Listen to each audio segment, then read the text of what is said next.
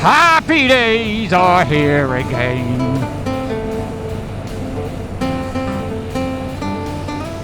Take this all in, folks. Absolutely gorgeous.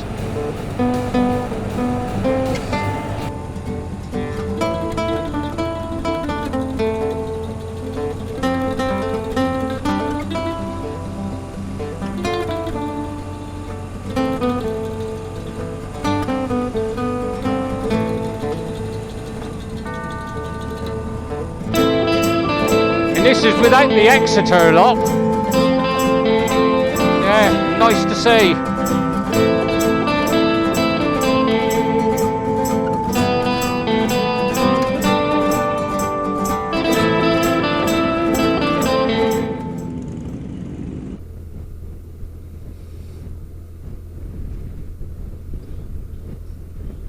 Also today I'm going to have a go at one of the challenges from the Challenge Accepted Facebook page.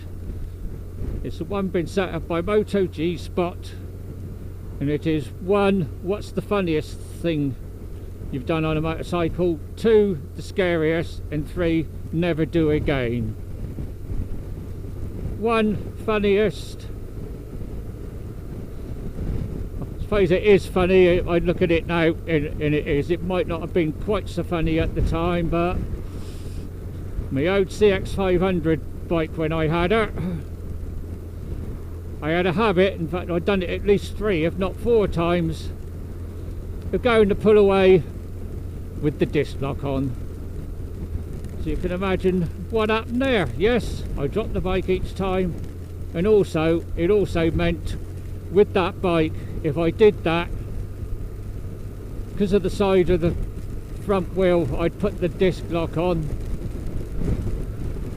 it ripped the speedo cable out, so I also had no speedo to go home, and each time I done it, it was at the same place each time.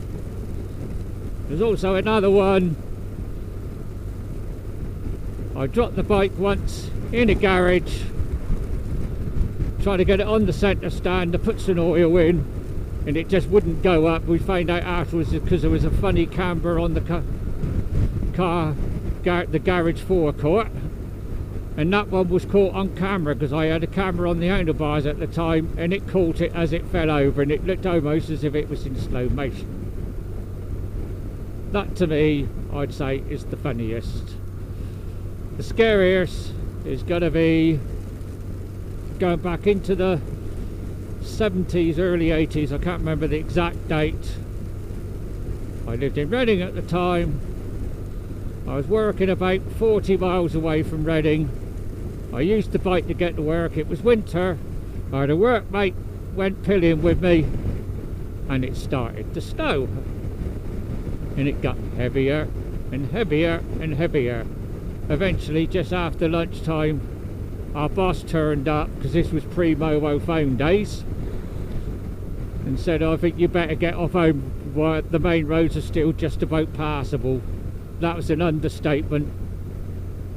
By the time we weren't even halfway home, even the main roads must have had 3 or 4 inches of snow on.